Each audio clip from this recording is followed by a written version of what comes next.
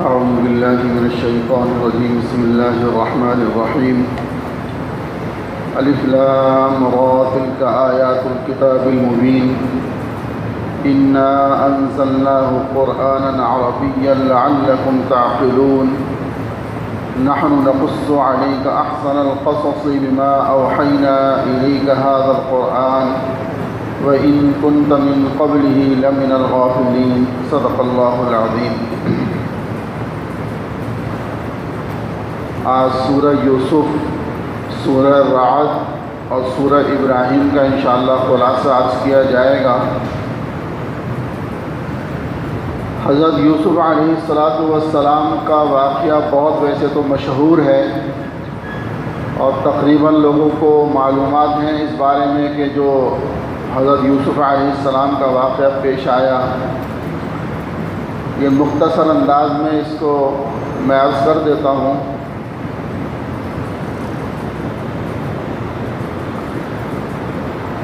قرآن کریم میں مختلف انبیاء علیہ السلام کے واقعات کا ذکر ہوا، بطور قصے اور کہانیوں کے نہیں بلکہ عبرت کے لیے کہ دیکھو فلاں نبی نے اتنی محنت کی لیکن ان کی قوم نے ان کے ساتھ یہ معاملہ کیا، فلاں نے اس طرح سے محنت کی، پھر اللہ نے ان لوگوں کو جنہوں نے مان لیا کیا عطا فرمایا، جنہوں نے نہیں مانا ان کا کیا حشر ہوا.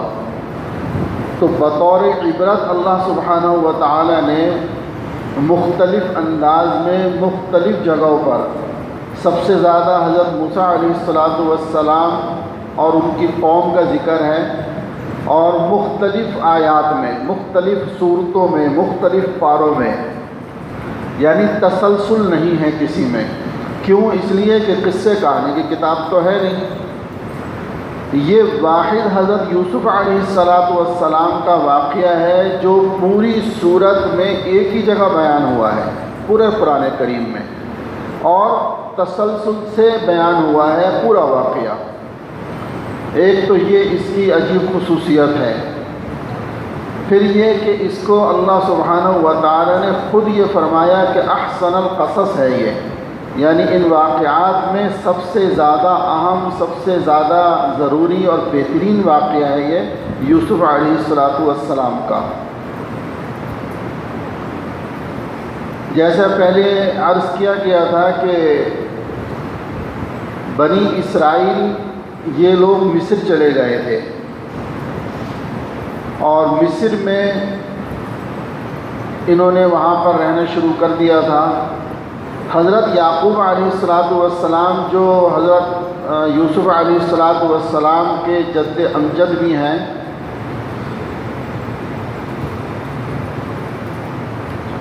ان کا دوسرا نام اسرائیل تھا، اسی وجہ سے ان کو بنو اسرائیل کے نام سے پہچانا جاتا ہے.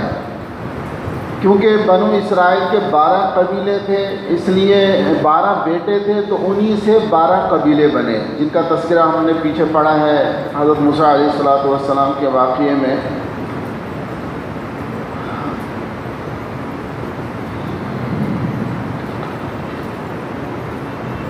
پہلے یہ حضرات فلسطین میں مقیم تھے، پھر حضرت یوسف علیہ السلام نے ان کو مصر بلوا لیا، وہیں رہ پڑے، اور وہیں سے پھر آگے وہ قصہ سارا شروع ہوتا ہے.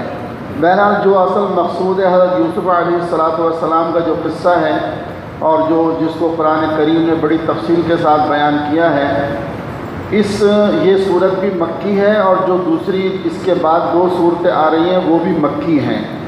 کیا مطلب کہ ان میں عام طور پر عقائد کا، توحید کا، اور بعث بعد الموت یعنی موت کے بعد زندہ ہونے، ان تینوں چیزوں کا تذکرہ زیادہ ہے. اس میں اللہ سبحانہ و تعالی سب سے پہلے شروع اسی طرح فرما رہے ہیں کہ الف لام را تلک آیات الکتاب المبین، یہ اس کتاب کی آیتیں ہیں جو حق واضح کرنے والی ہے. انا انزلناہ قرآنا عربیہ، ہم نے اس کو ایسا قرآن بنا کر اتارا ہے جو عربی زبان میں ہے تاکہ تم سمجھ سکو. مشرکین مکہ جو ہیں وہ یہ اعتراض بھی کرتے تھے کہ جی قرآن عربی میں ہے، کسی اور زبان میں ہوتا تو ہم سمجھتے کہ تمہارے پاس یہ کوئی معجزہ ہے، تو ہم تو اس کو معجزہ نہیں سمجھتے، اس لیے کہ ہم عربی سمجھتے ہیں، قرآن عربی میں لائے ہو تم۔ تو اللہ رب العزت نے اس آیت سے یہ ظاہر فرما دیا کہ ہم جس قوم کے اندر جو نبی بھیجتے ہیں اس کو اسی کی زبان میں بھیجا جاتا ہے تاکہ تم اس کو صحیح طور پہ سمجھ سکو، اور انہی میں سے رہنے والے کو نبی بنایا جاتا ہے جو ان کے مزاج سے، جو ان کے حالات سے، جو ان کے رہن سہن سے واقف ہو، اور وہ بھی اس سے واقف ہوں کہ یہ تو ہمارے ہاں کا آدمی ہے اور سچا ہے، امانت دار ہے، زندگی کے اندر کبھی ہم نے اس سے جھوٹ نہیں سنا، زندگی میں کبھی اس سے خیانت ہم نے نہیں دیکھی، تو ان سب چیزوں کو دیکھ کر ایمان لانا آسان ہو جائے۔ لیکن بدبختی ہے کہ انہوں نے جھٹلایا، ایمان نہیں لائے۔ آگے پھر اللہ سبحانہ و تعالیٰ فرماتے ہیں نحن نقص علیک احسن القصص، کہ مشرکین مکہ سے یہودیوں نے یہ سوال کروایا تھا کہ ذرا محمد صلی اللہ علیہ وسلم سے یہ پوچھو کہ یوسف علیہ السلام کا کیا قصہ ہے۔ ان کے ذہن میں یہ تھا کہ چونکہ یہ قصہ نہ کتابوں میں آتا ہے، نہ اللہ کے نبی پڑھے لکھے ہیں، نہ ان کے پاس کوئی تاریخ ہے، لہٰذا یہ بتا نہیں سکیں گے، اور معاذ اللہ ہمیں جو ہے ان کو بدنام کرنے کا موقع مل جائے گا کہ بھئی دیکھو تمہیں تو کچھ آتا ہی نہیں، تم تو یوسف کا قصہ ہی نہیں بتا سکے۔ اللہ رب العزت نے پوری صورت نازل فرما دی اور ایسی تفصیل کے ساتھ نازل فرمائی کہ جو ایمان لانے والے تھے کہ ان کے لیے کوئی گنجائش نہیں چھوڑی کہ اگر تم یہی معجزہ دیکھنا چاہتے ہو تو یہ لو، ہم دے رہے ہیں تمہیں معجزہ۔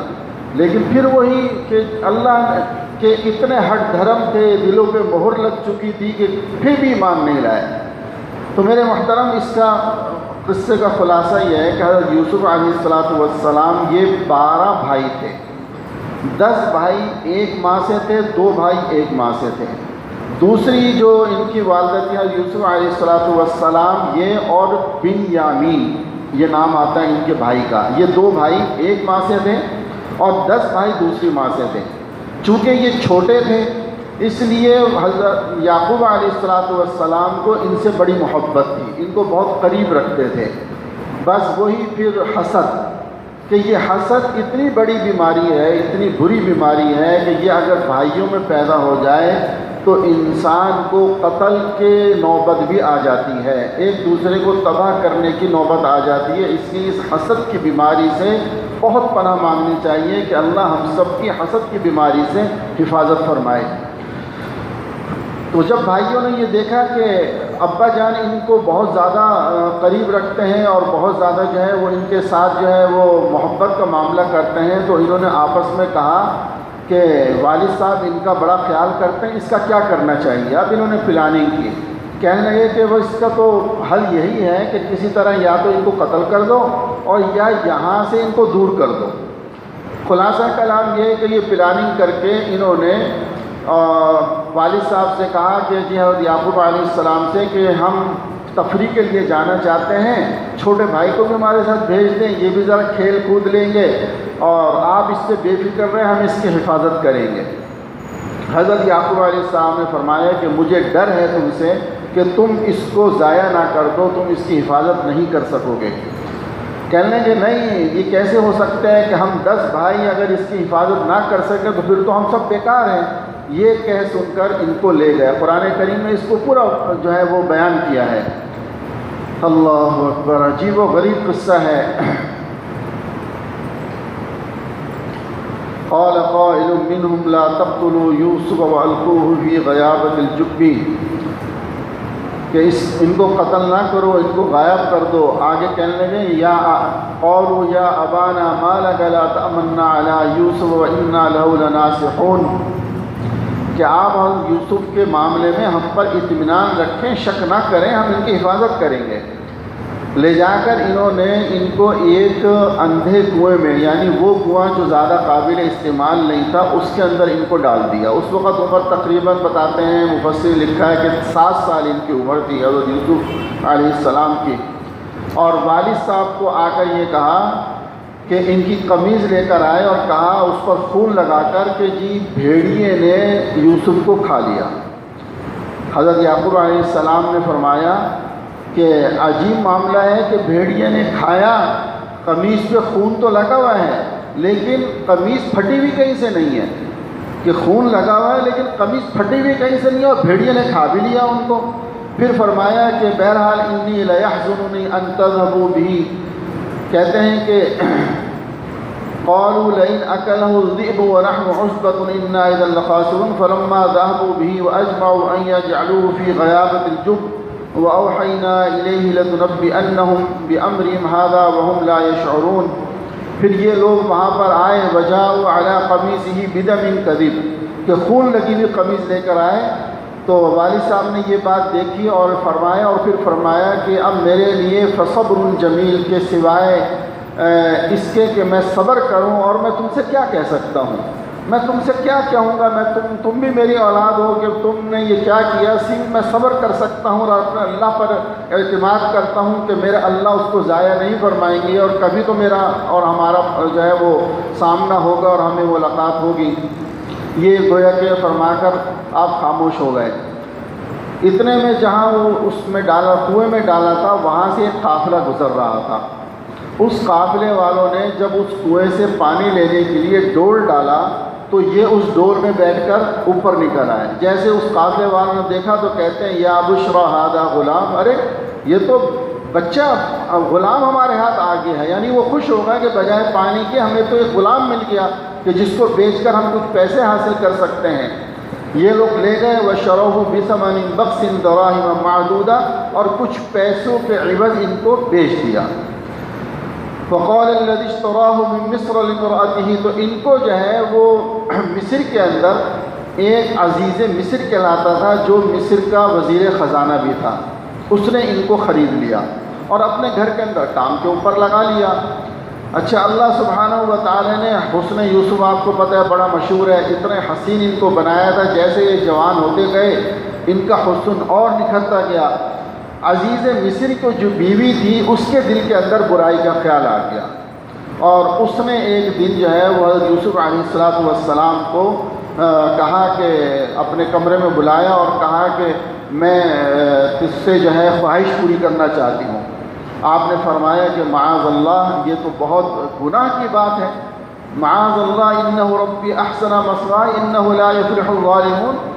آپ نے فرمایا کہ یہ تو بڑی گناہ کی بات ہے، اور یہ کیسے ہو سکتا ہے کہ میں آقا کی نافرمانی کروں۔ اب آقا سے دونوں مراد ہو سکتے ہیں کہ اللہ کی نافرمانی، یا جس نے مجھے رکھا ہے، جس کا میں غلام ہوں، میں اس کی امانت میں خیانت کروں، یہ تو ممکن نہیں ہے، میں تو ظالموں میں سو جاؤں گا۔ لیکن اس عورت نے ان کو مجبور کرنے کی کوشش کی اور دروازے بند کر دیے۔ لیکن اللہ اکبر، اللہ سبحانہ و تعالی کی طرف سے آتا ہے نا کہ تم گناہوں سے بچنے کی کوشش کرو، بچانا میرا کام ہے۔ بس حضرت یوسف علیہ السلام باوجود اس سے کہ دیکھ رہے ہیں دروازے بند ہیں، لیکن دروازے کی طرف بھاگے۔ جیسے دروازے کی طرف بھاگے، خود بخود دروازے کھلتے چلے گئے۔ کہتے ہیں 3-4 دروازے، پتہ نہیں 5 دروازے، سب کھلتے چلے گئے۔ اب جب جیسے یہ آخری دروازے پر پہنچے تو ادھر سے اس کا شوہر عزیز مصر آ گیا۔ اس نے جب دیکھا تو اس نے کہا کیا ماجرا ہے؟ اب وہی ان کیدکن عظیم، ان عورتوں کا جو مکر ہے نا بڑا مشہور ہے۔ ایک دم کہتی ہے کہ یہ میرے ساتھ برائی کا ارادہ کرتا تھا۔ حضرت یوسف علیہ السلام پر الزام لگا دیا۔ اب اس نے دیکھا، وہ بات تو سمجھ گیا، لیکن بہرحال چونکہ وہ کہتے ہیں نا آقا تھا اور یہ غلام تھے، تو اس نے کہا کہ کیا بات ہوئی ہے مجھے بتاؤ۔ تو انہی میں سے بعض روایات میں یہ آتا ہے کہ انہی کے کچھ لوگوں میں سے کسی نے کہا کہ جی یہ بات دیکھو، اگر حضرت یوسف علیہ السلام کا گریبان آگے سے کپڑا پھٹا ہوا ہے تو اس کا مطلب یہ ہے کہ یہ 10 درازی کر رہے تھے، اور یہ جو عزیز مصر کی بیوی جس کا نام تاریخ میں زلیخا آتا ہے، قرآن کریم میں اس کا نام نہیں آیا، اس کو صرف عزیز مصر کی بیوی کہا ہے، لیکن کتابوں میں روایات میں زلیخا نام آتا ہے کہ اگر یہ کپڑے حضرت یوسف کے آگے سے پھٹے ہوئے ہیں تو معلوم یہ ہوا کہ قصور یوسف کا ہے، اور اگر کپڑے پیچھے سے پھٹے ہوئے ہیں تو معلوم یہ ہوگا کہ قصور زلیخا کا ہے، حضرت یوسف کا نہیں ہے۔ اور جب دیکھا تو کپڑے آپ کے پیچھے سے پھٹے ہوئے تھے کہ اس نے جب یہ بھاگ رہے تھے تو زلیخا ان کے پیچھے بھاگی تو آپ کے کپڑے اس کے ہاتھ میں آ گئے اور وہ کپڑے پھٹ گئے وہاں سے۔ تو معلوم ہوا ایک گواہی تو یہ مل گئی کہ بھئی یہ غلط ہے، اور وہ شوہر اس کا سمجھ گیا اور اس نے یہ کہا یوسف اعرض عن ھذا واستغفری لذنبک انک کنت من الخاطئین، اپنی بیوی کو مخاطب کر کے کہا کہ تو اللہ سے استغفار کر اور تو ہی خطا کار ہے۔ اور حضرت یوسف علیہ السلام سے کہا کہ آپ اس کو درگزر کریں، پرواہ نہ کریں۔ اس طرح کی بات کر کے اس نے بات کو ٹال دیا، لیکن یہ بات باہر نکلتے نکلتے شہر میں مشہور ہو گئی۔ جب مشہور ہوئی تو جو دوسرے وزراء کی بیویاں تھیں انہوں نے لعن طعن شروع کر دی کہ یہ عزیز مصر کی بیوی اپنے غلام کے اوپر فریفتہ ہو گئی ہے۔ اس نے ان کو بتانے کے لیے کہ میں کیوں مجبور ہوئی، کہتے ہیں کہ اس کو قرآن کریم میں ذکر کیا ہے کہ اس نے ان سب کی دعوت کی، دعوت کرنے کے بعد سامنے پھل رکھے اور پھلوں کے ساتھ یہ اپنا چاقو جو ہے چھریاں رکھ دی، جیسے آج کل بھی ہوتا ہے نا کہ آج کل جو ہوتا ہے ذرا ایک وہ رواج ہے کہ جی چیزیں سیب وغیرہ رکھ دیتے ہیں، ساتھ میں چھری رکھ دیتے ہیں کہ جس کو کھانا ہے وہ کاٹ کے کھا لے گا ورنہ چھوڑ دے گا، کٹے ہوئے ہوں گے وہ ضائع ہو جائیں گے۔ تو اسی طریقے سے اس نے، اور یہ روایات میں سیب آتے ہیں کہ سیب رکھے ہوئے اور چھریاں ہاتھوں میں دے دی۔ جب انہوں نے چھریاں ہاتھوں میں لے لی تو اس نے پھر حضرت یوسف علیہ السلام کو آواز دی کہ اپنے مہمان خانے میں کہ حضرت یوسف ادھر آؤ۔ جیسے اس نے آواز دی فلما سمعت مكرهن ارسلت اليهن وأعدت لهن متكئا وآتت كل واحدة منهن سكينا، کہ ہر ایک کے ہاتھ میں اس نے چھری دی۔ وقالت اخرج عليهن، اور پھر ان کو اس نے نکالا وہاں سے۔ فلما رأينه أكبرنه وقطعن أيديهن وقلن حاش لله ما هذا بشرا۔ اصل میں صرف واقعہ بیان کیا جائے، قرآن کریم نہ پڑھا جائے تو مزہ نہیں آتا کہ قرآن نے کس طرح سے اس کو مخاطب کیا ہے۔ اس لیے میں قرآن کریم کی آیت درمیان میں پڑھتا ہوں۔ تو جب حضرت یوسف علیہ السلام آئے اور ان عورتوں نے ان کو دیکھا، ایسی دیکھنے میں مبہوت ہوئی کہ ان کو پتہ ہی نہیں چلا، سیب کی جگہ اپنے ہاتھ کاٹ لیے، اپنی انگلیاں کاٹ لیں، اور کہتی ہیں حاشا للہ ما ھذا بشرا، اللہ کی قسم یہ کوئی انسان نہیں ہے، ان ھذا الا ملک کریم، یہ تو کوئی فرشتہ ہے، کہ جو حسن اللہ نے آپ کو عطا فرمایا تھا کہ یہ تو کوئی فرشتہ ہے، یہ کوئی انسان نہیں ہے۔ بہرحال یہ واقعہ اس طرح سے پیش آیا، لیکن حضرت یوسف علیہ السلام کی آگے کی آیت سے پتہ چلتا ہے کہ جان نہیں چھوٹی، پہلے ایک تھی اب بہت سی ہو گئی۔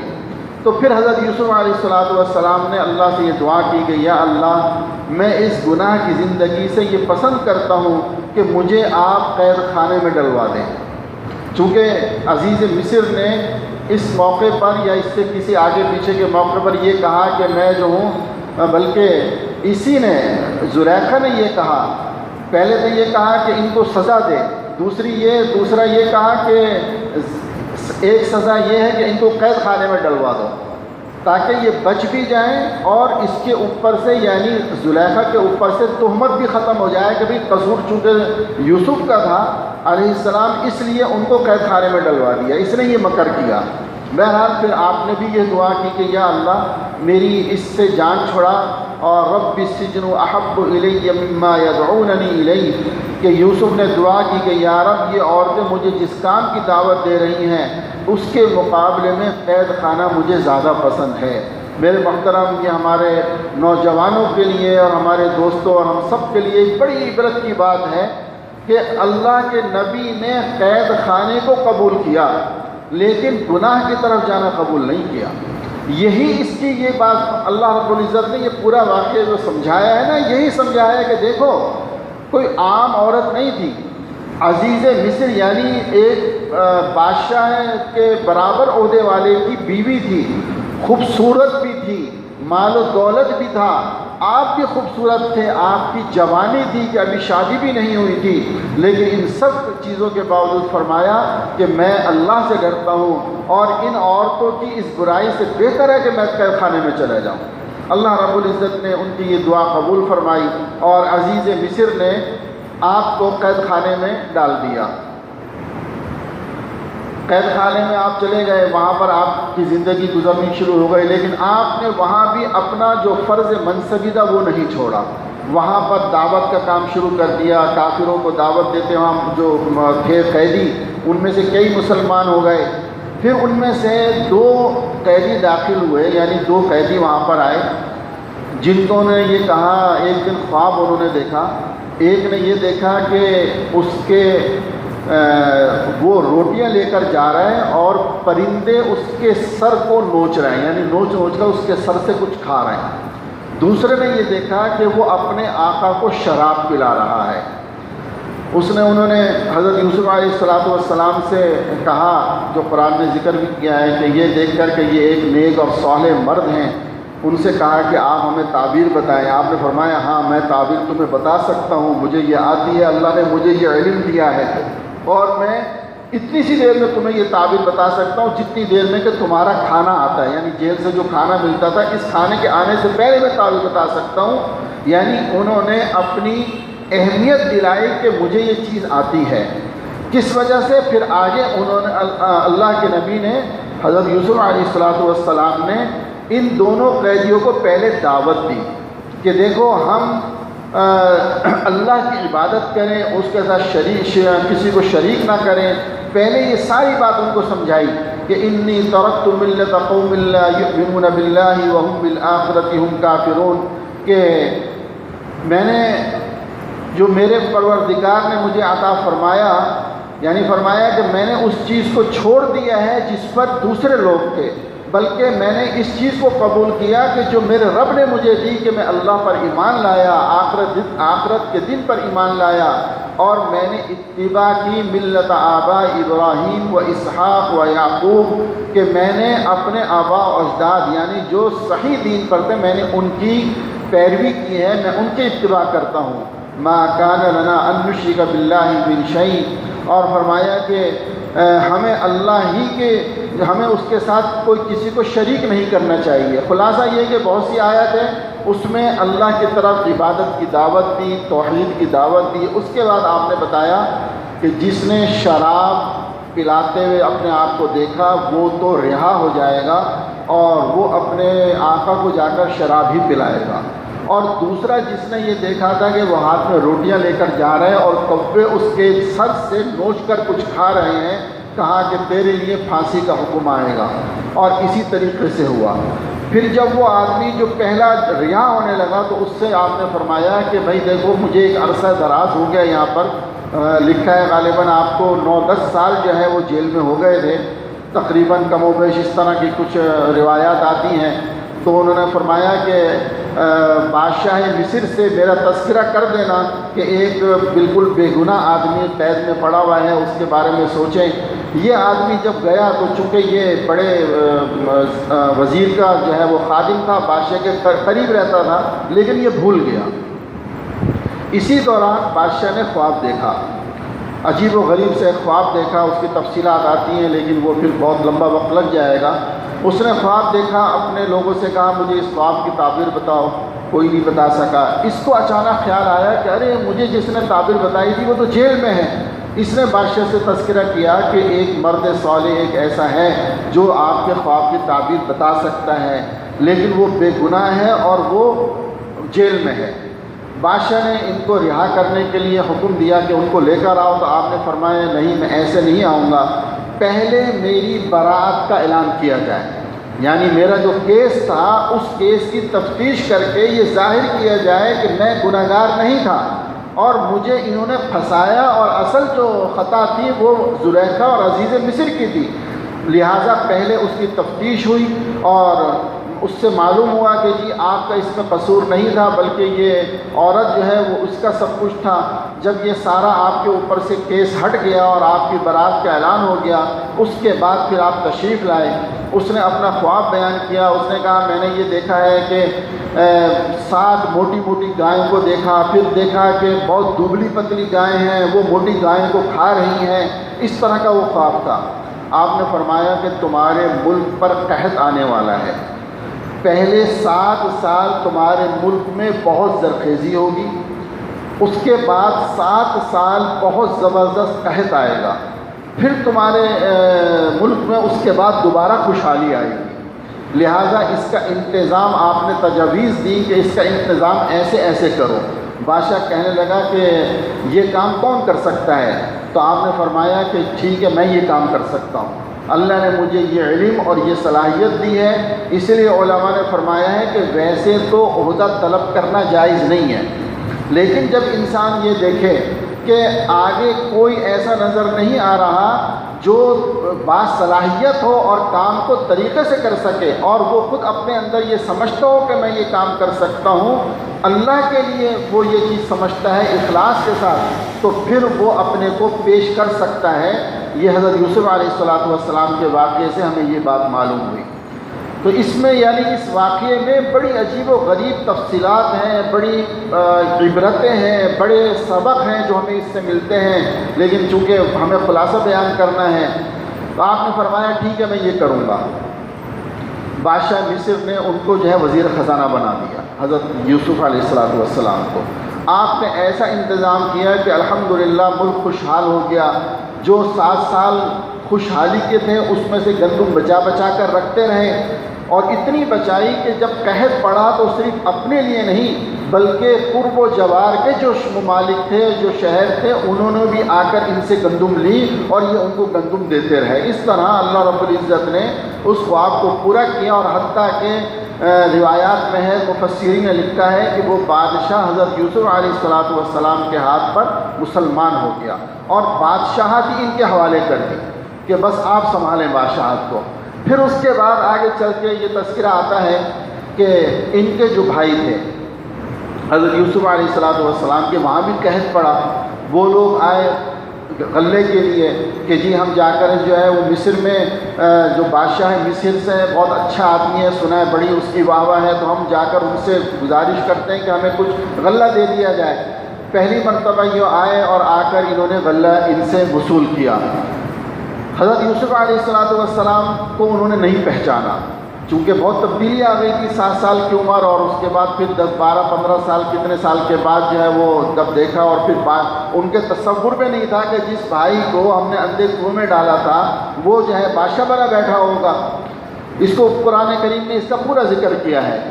پھر آپ نے ان سے جو ہے باتوں میں کسی انداز میں یہ پوچھا کہ تمہارا کوئی اور بھائی بھی ہے؟ انہوں نے بتایا کہ ہاں ہمارا ایک بھائی ہے بنیامین، بلکہ انہوں نے یہ کہا کہ ہمارا ایک بھائی ہے جو آیا نہیں ہے، اس کا غلہ ہمیں دے دیا جائے۔ آپ نے فرمایا کہ غلے کے لیے تو ہر ایک کا آنا ضروری ہے، جب وہ آئے گا تو اس کو ملے گا۔ اب آپ کو ایک موقع مل گیا کہ انہوں نے بھائی کا تذکرہ کر دیا اور فرمایا آئندہ اگر آؤ گے ساتھ وہ ہوگا تو غلہ ملے گا، ورنہ غلہ نہیں ملے گا۔ اگر نہیں آئے تو اس کو نہیں لائے تو معلوم یہ ہوگا کہ تم نے جھوٹ بولا تھا۔ اس طریقے سے آپ نے پورا وہ بنا کر جب یہ لوگ چلے گئے، جا کر انہوں نے اپنے حضرت یعقوب علیہ السلام کو بتایا۔ اب دیکھیں ان واقعات سے پتہ چلتا ہے کہ نبی کے پاس بھی علم غیب نہیں ہوتا سوائے اس کے جو اللہ بتا دے۔ اگر علم غیب ہوتا تو حضرت یعقوب علیہ السلام اتنے عرصے کیوں غم کے اندر رہتے، کیوں آپ جو ہے نا وہ اتنی اذیت برداشت کرتے؟ اب یہ پہنچ گئے، جا کر انہوں نے بتایا تو حضرت یعقوب علیہ السلام نے فرمایا کہ پہلے تم ایک بھائی کو ضائع کر چکے ہو، اب تم دوسرے کو لے جانا چاہتے ہو۔ کہتے ہیں نہیں ہم جو ہے نا وہ ایسا نہیں ہے، اور اگر ہم نہیں لے کر گئے تو غلہ نہیں ملے گا، فلاں ہوگا، یوں ہوگا۔ بہرحال وہ دوسرے سفر میں حضرت بنیامین کو بھی ساتھ لے کر آئے۔ بنیامین کو ساتھ لے آئے، حضرت یوسف علیہ السلام نے پہچان لیا۔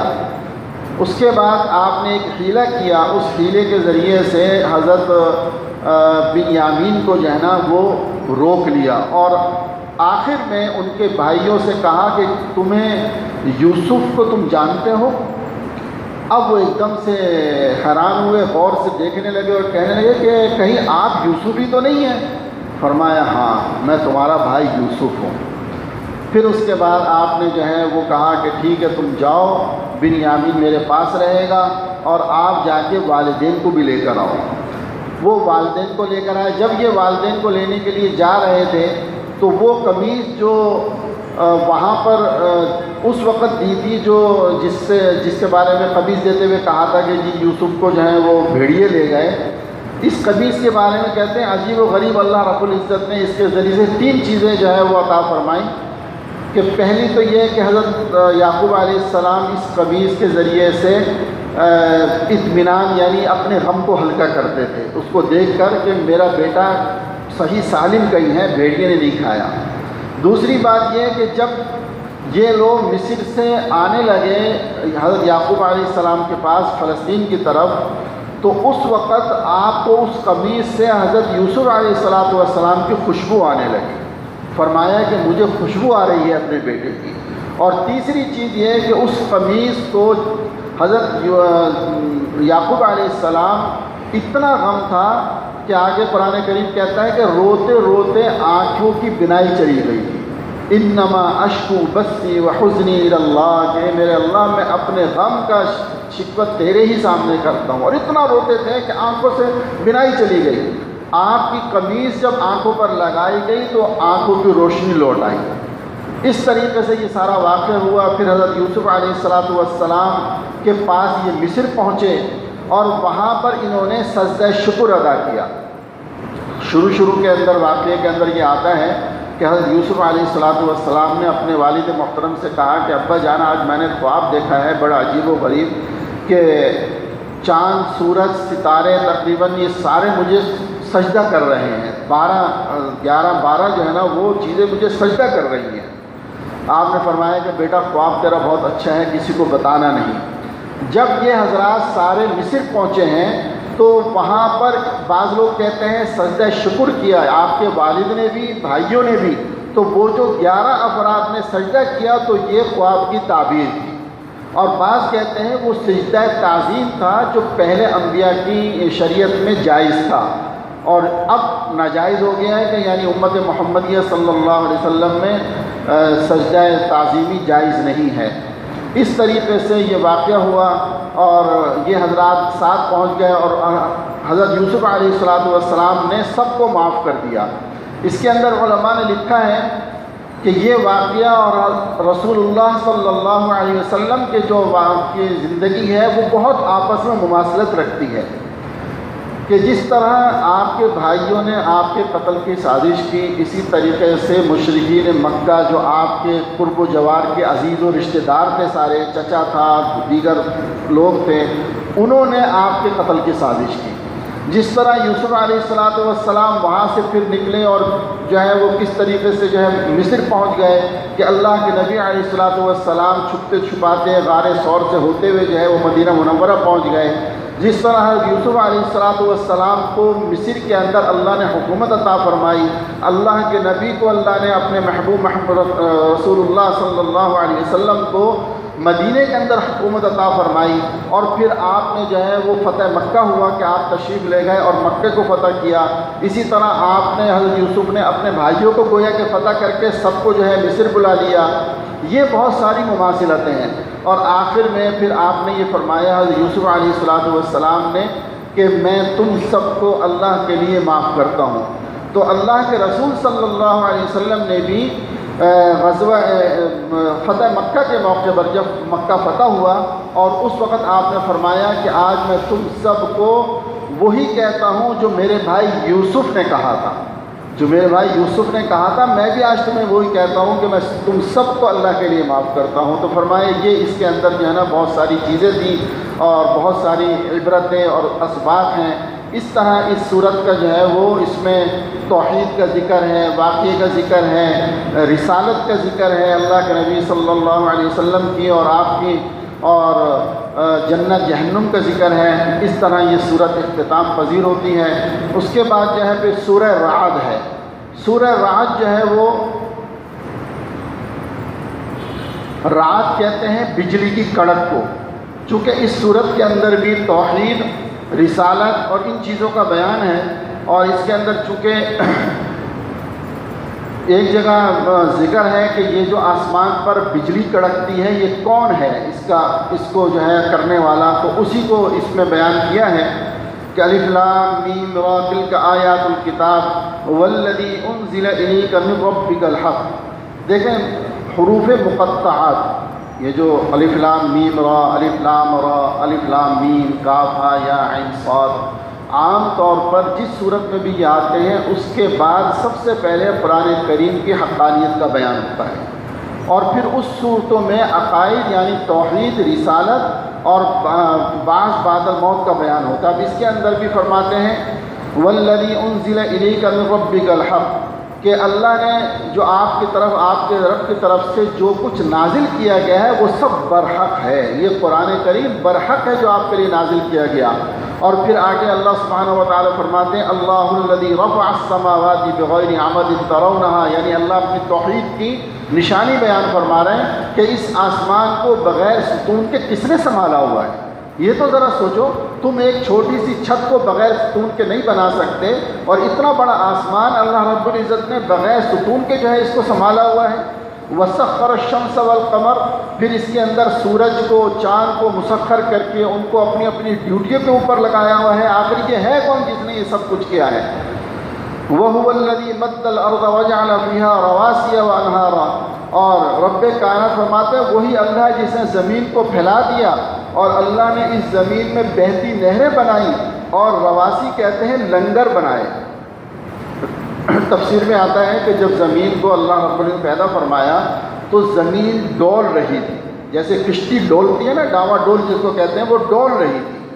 فرشتوں نے کہا کہ یا اللہ، آپ جس مخلوق کو اس زمین پر پیدا فرمانا چاہتے ہیں تو زمین کے اوپر وہ رہیں گے کیسے؟ اللہ سبحانہ و تعالیٰ نے فرمایا کہ ہم اس کے لیے رواسی یعنی پہاڑوں کو بطور لنگر کے بنا دیا۔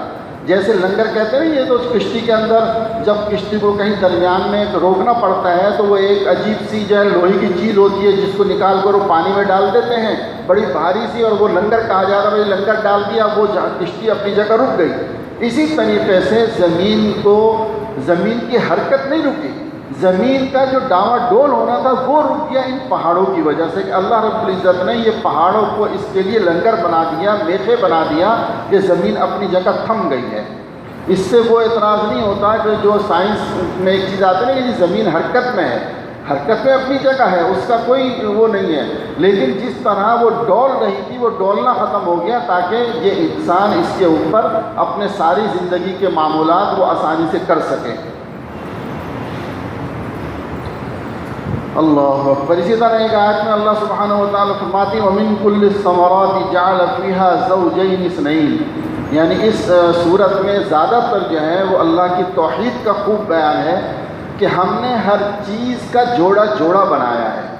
یہ جوڑا جوڑا صرف جانوروں میں یا پرندوں میں نہیں ہوتا، بلکہ پھلوں کے اندر، سبزیوں کے اندر، درختوں کے اندر بھی جوڑے ہوتے ہیں، جو اگرچہ ہمیں نہیں لیکن آج کی سائنسی بات ثابت کر چکی ہے کہ جب تک اس کے پیمن نہیں لگتا، وہ نر اور مادہ کو نہیں ملایا جاتا، اس وقت تک وہ چیز پھل نہیں دیتی ہے۔ اس طرح کا یہ ایک نظام ہے جو اللہ رب العزت فرماتا ہے کہ ہم نے اس کو بنایا ہے۔ اللہ اکبر۔ وَيَسْتَعْجِلُونَكَ بِالسَّيِّئَةِ قَبْلَ الْحَسَنَةِ وَقَدْ خَلَتْ مِنْ قَبْلِهِمُ الْمَثُولَاتُ، یہ لوگ نیکی سے پہلے برائی کرنے کی کوشش میں لگے ہوئے ہیں، حالانکہ اس سے پہلے بہت سی مثالیں گزر چکی ہیں۔ اور فرمایا کہ اللہ تو بندے کو ظلم پر بھی معاف کرنے والے ہیں، اور اس رب کا عذاب بھی بڑا سخت ہے۔ فرمایا کہ دیکھو رب بڑا کریم ہے، وہ معاف بھی کرنے والا ہے لیکن عذاب بھی اس کا بڑا سخت ہے۔ لہٰذا اس میں کہ بس اللہ معاف کر دے گا، معاف کر دے گا، کہتے ہیں نا یہ اللہ بڑا غفور الرحیم ہے کہ تم کرتے چلے جاؤ، ایک حد تک اللہ سبحانہ و تعالیٰ معاف فرماتے ہیں، پھر آخر جب انسان مستقل بگاڑ میں لگا رہے تو پھر اللہ کی طرف سے پکڑ آ جاتی ہے۔ اسی میں یہ آیت آتی ہے الذین آمنوا وتطمئن قلوبهم بذکر اللہ، کہ اے ایمان والو اللہ کے ذکر سے ہی دل مطمئن ہوتے ہیں۔ چاہے تم کچھ بھی کرو، ساری دنیا جمع کر لو، مال و دولت جمع کر لو، اگر اللہ رب العزت کی یاد تمہارے دل میں نہیں ہوگی تو تمہارے دل کو اطمینان حاصل نہیں ہو سکتا۔ اور یہ آج کل بہت عام سی بات ہے، ہر آدمی اس بات کو سمجھ رہے ہیں۔ پھر فرمایا وَلَقَدِ اسْتُهْزِئَ بِرُسُلٍ مِّن قَبْلِكَ، وہی اپنے نبی کو تسلی دیتے ہوئے کہ اے نبی آپ سے پہلے بھی انبیاء آئے، ان کے ساتھ بھی انہوں نے بڑا استہزاء کیا ہے، تو آپ پریشان نہ ہوں، ان کا کام یہی ہے، لیکن آپ اپنے کام میں لگے رہیں۔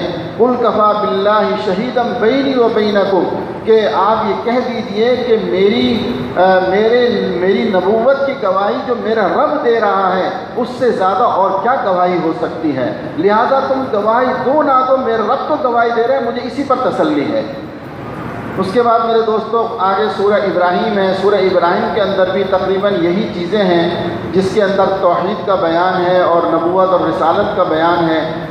بہت خاص چیز اس کے اندر ایک تو شیطان کا یہ ہے کہ شیطان نے کہا نا ان اللہ وعدکم وعد الحق ووعدتکم فاخلفتکم، کہ شیطان کہتا ہے کہ جی جہنم میں جانے کے بعد کہے گا وما کان لی علیکم من سلطان الا ان دعوتکم فاستجبتم لی، شیطان کہے گا کہ میرا وعدہ تو جھوٹا تھا، تمہارے سامنے آ گیا، اور میں تم پر کون سا آقا تھا یا میں تمہارا مالک تھا جو میں نے تمہیں مجبور کیا گناہوں پر، میں نے تمہیں دعوت دی تھی، تم نے میری دعوت قبول کر کے تم گناہ کے لیے آ گئے، تو اس میں میرا کیا قصور ہے؟ میرا کوئی قصور نہیں ہے۔ یعنی شیطان اس طرح سے سب کو دھتکارے گا، کہے گا میرا قصور نہیں، قصور تمہارا اپنا ہے، لہٰذا مجھے ملامت نہ کرو۔ پھر اسی میں آگے فرمایا ایک مثال دے گا کہ ایمان کی مثال ایسی ہے جیسے ایسا درخت جس کی جڑیں بہت مضبوط ہوتی ہیں، زمین میں گہرائی میں ہوتی ہیں، اور اس کا جو اوپر کا حصہ وہ گویا کہ بڑا آسمان کی طرف جا رہا ہوتا ہے۔ تو یہ کھجور کے درخت سے مشابہت دی کہ کھجور کے درخت کے شاخ وہ جو نیچے جڑیں ہوتی ہیں بہت گہرائی کی طرف ہوتی ہیں۔ تو فرمایا کہ اس طرح ایمان کی مثال ہے، اور جو کفر کی مثال ہے وہ خش و خاشاک کی طرح ہے، جیسے بارش ہوئی اور کچھ جو ہے نا غیر قسم کے پودے اگ گئے، ذرا سی ہوا چلی سارے مٹی ہو کے ختم ہو گئے، تو کفر تو اسی طرح ختم ہونے والا ہے۔ اور ایمان اللہ رب العزت نے اس کو جو ہے وہ ایک چیز عطا فرمایا ہے کہ ایمان کے اندر مضبوطی اور اس کے اندر پختگی ہے۔ آخر میں حضرت ابراہیم علیہ السلام کی جو ہے وہ دعا ہے جو آپ نے اللہ رب العزت سے مانگی ہے۔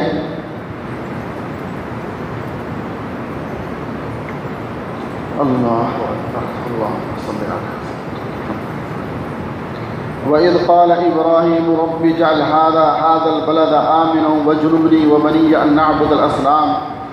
اور اس میں پھر حضرت ابراہیم علیہ السلام فرماتے ہیں ربنا انی اسکنت من ذریتی بواد غیر ذی زرع عند بیتک المحرم، یہ ہمارے پروردگار میں نے اپنی کچھ اولاد کو آپ کے حرمت والے گھر کے پاس ایسی وادی میں لا بسایا ہے جس میں کوئی کھیتی نہیں۔ ہمارے پروردگار یہ میں نے اس لیے کیا تاکہ یہ نماز قائم کریں، لہذا لوگوں کے دلوں میں ان کے لیے کشش پیدا کر دیجئے، ان کو پھلوں کا رزق عطا فرمائیے تاکہ وہ شکر گزار بنیں۔ ہم جو کام چھپ کر کرتے ہیں وہ بھی آپ کے علم میں ہیں، اور جو کام اعلانیہ کرتے ہیں وہ بھی اللہ سے نہ زمین کی کوئی چیز چھپی ہوئی ہے نہ آسمان کی کوئی چیز چھپی ہوئی ہے۔ تمام تعریف اللہ کے لیے۔ الحمدللہ الذی وہب لی علی الکبر اسماعیل و اسحاق، کہ مجھے بڑھاپے میں اسماعیل اور اسحاق جیسے بیٹے آپ نے عطا فرمائے۔ یعنی حضرت ابراہیم علیہ السلام اللہ سبحانہ و تعالی سے مناجات فرما رہے ہیں کہ اللہ یہ سب آپ کا فضل ہوا ہے، آپ نے میرے ذریعے سے ایک غیر ذی زرع یعنی ایسی بے آباد جگہ پر جو ہے مجھے حکم دیا، میں نے اپنی اولاد کو وہاں چھوڑا، وہاں پر پھر اللہ نے بیت اللہ بنوایا۔ تو فرمایا کہ اللہ اس کو جو ہے نا لوگوں کے دلوں کے اندر جو ہے نا اس کی محبت بٹھا دیجیے، اس کی طرف رجحان بٹھا دیجیے۔ اور آپ دیکھیں آج کیا صورت ہے کہ جو ایک دفعہ چلا گیا وہ بھی تڑپ رہا ہے، اور جو نہیں گیا وہ بھی تڑپتا ہے کہ یا اللہ ایک دفعہ حاضری عطا فرما دے۔ اور وہاں کی خاصیت ایسی ہے کہ جو نہیں گیا نا اس کو پھر بھی اتنی تڑپ نہیں ہوتی، اور جو ایک مرتبہ چلا جائے بس میرے دوستوں پھر اس کی حالت ایسی ہوتی ہے کہ وہ دل چاہتا ہے کہ بار بار جائے، پھر وہ نہیں رہ پاتا۔ عام طور پہ میں نے یہ دیکھا ہے۔ تو یہی دعائیں ہو رہی ہیں، اور فرمایا رب اجعلنی مقیم الصلاۃ ومن ذریتی، کہ اے رب مجھے بھی نماز قائم کرنے والا بنا دیجئے، میری اولاد میں سے بھی ایسے لوگ پیدا فرمائیے جو نماز قائم کریں۔ ربنا وتقبل دعا، اے ہمارے پروردگار میری دعا قبول فرما لیجیے۔ ربنا اغفر لی ولوالدی، اے ہمارے رب جس دن حساب قائم ہوگا اس دن میری بھی مغفرت فرما دیں، میرے والدین کی بھی اور ان سب کی بھی جو ایمان رکھتے ہیں۔ اور اگلے رکوع میں فرمایا وَلَا تَحْسَبَنَّ اللَّهَ غَافِلًا عَمَّا يَعْمَلُ الظَّالِمُونَ، یہ نہ سمجھنا کہ یہ جو کچھ ظالم کر رہے ہیں اللہ اس سے غافل ہے، وہ تو ان لوگوں کو اس دن تک کے لیے مہلت دے رہے ہیں جس میں آنکھیں پھٹی کی پھٹی رہ جائیں گی۔ یعنی بعض مرتبہ ہوتا ہے نا، ہم کہتے ہیں ارے یار یہ کتنا بڑا ظالم آدمی ہے، اس کو تو موت بھی نہیں آتی، یا یہ ہے کہ نامعلوم اللہ نے اس کو کیوں ڈھیل دی ہوئی ہے۔ اللہ سبحانہ و تعالیٰ فرماتے ہیں کہ ہم ان سے غافل نہیں ہیں، ہم ان سے غافل نہیں ہیں، یہ ہماری طرف سے ایک مقررہ وقت تک جو اللہ جانتے ہیں ہم نے اس کو ڈھیل دی ہوئی ہے، اور اس کے بعد جب ان کی پکڑ ہوگی تو ان کی آنکھیں پھٹی کی پھٹی رہ جائیں گی، یہ تباہ و برباد ہو جائیں گے۔ لہٰذا تم یہ مت سمجھو کہ ہم نے ان کو چھوڑا ہوا ہے، یہ تو انشاءاللہ ان کی پکڑ آئے گی اور ضرور آئے گی اگر یہ توبہ نہیں کریں گے۔ بس میرے دوستوں انہی چیزوں کے اوپر پھر یہ سورت کا اختتام ہوتا ہے۔ فرماتے ہیں ھذا بلاغ للناس ولینذروا به وليعلموا انما هو الہ واحد وليذکر اولو الالباب، یہ تمام لوگوں کے لیے ایک پیغام ہے، اس لیے دیا جا رہا ہے تاکہ انہیں اس کے ذریعے خبردار کیا جائے اور تاکہ وہ جان لیں کہ معبود برحق بس ایک ہی ہے، اور تاکہ سمجھ رکھنے والے نصیحت حاصل کر لیں۔ یعنی شروع صورت میں بھی فرمایا اللہ الذی رفع السماوات، کہ کون ہے، وہ ایک ذات ہے جس نے آسمان و زمین کو پیدا کیا۔ آخر میں فرما رہے ہیں کہ معبود برحق بس ایک ہی ہے، کہ اسی کی عبادت کرو، اس کے ساتھ کسی کو شریک نہ کرو۔ اللہ سبحانہ و تعالی ہم سب کو فہم سلیم عطا فرمائے، اور اللہ ہم سب کے لیے ان چیزوں کو نافع بنائے۔ وآخر دعوانا الحمد للہ رب العالمین۔ اللہم صلی علی سیدنا محمد وعلی آل سیدنا محمد وبارک وسلم۔ اللہم ارحم امت محمد صلی اللہ علیہ وسلم۔ اللہم عافنا واعف عنا، اللہم انا نسألک العفو والعافیۃ والمعافاۃ الدائمة فی الدین والدنیا والآخرہ۔ ربنا تقبل منا انک انت السمیع العلیم وتب علینا انک انت التواب الرحیم۔ وصلی اللہ تعالی علی خیر خلقہ محمد وعلی آلہ واصحابہ اجمعین، آمین برحمتک یا ارحم الراحمین۔